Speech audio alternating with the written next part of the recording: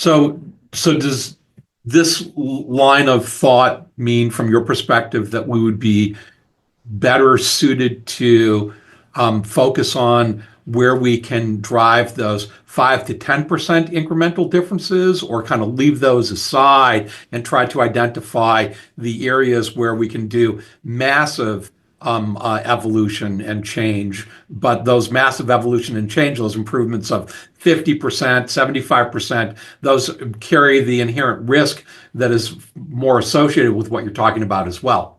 Yeah. So it's an interesting question, Greg, because if you do the classic 2x2 evaluation, Yeah. you probably want some high risk, high reward kind of endeavors going on, and it's difficult to pick the ones where the trade-off is understood well enough for you to be confident that it's worth it. You want to avoid the high risk, low reward part of the world, and you probably won't invest in the low risk, low reward part, although actually there's a lot of that you probably could do. It's the low risk, high reward part that we would really like to find, and those I don't see terribly clearly yet. I'm sure there's some there. Yeah, I mean, are we as a society and as businesses trying to identify what those lower risk, high reward opportunities are? I might argue that we are not. We are not, because the hype cycle drives you away from those kinds of areas. Correct. They're almost always not very interesting.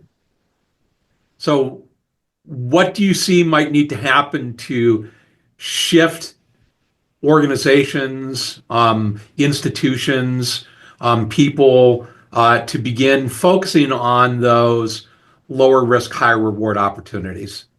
So I think that if we got away from, if we step back a little from automation and looked more at augmentation, assistance in making humans more productive, then we'd find more of those opportunities. Interesting. Yeah. So instead of trying to replace, right, improve.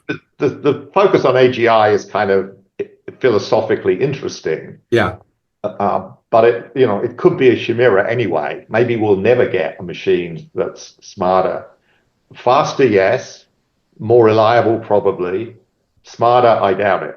Because as I said in the original conversation, we don't have a good model of what makes humans smart. We're not going to we might not even notice if we made a machine that works. Although one of your observations was that we don't know why this is happening, but the machines are learning and we don't understand what is happening yet that is having that learning or that growth and that evolution happen. So what we're apparently doing is constructing algorithms that are better at minimizing error functions. That makes sense. So is that giving the illusion then of learning? Or is it actual learning? It certainly looks like it to most people who don't really learn very well anyway.